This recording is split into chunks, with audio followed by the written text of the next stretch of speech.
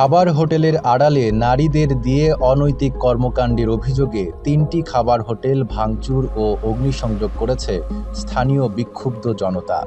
জানা যায়, খাবার হোটেলের আড়ালে নারীদের দিয়ে রমরমা দেহ ব্যবসা করা হয়। হোটেল মালিকরা প্রশাসনকে ম্যানেজ করে দীর্ঘদিন ধরে এমন অপকর্ম চালিয়ে আসছে। স্থানীয়রা হোটেল মালিকদের নিষেধ করলেও তারা দেহ ব্যবসা চালিয়ে যায়। এ কারণে স্থানীয় বিক্ষুব্ধ জনতা 2টি হোটেল ও একটি চায়ের দোকান ভাঙচুর ও অগ্নিসংযোগ করে। এছাড়া একটি হোটেল ভাঙচুর করা হয়েছে।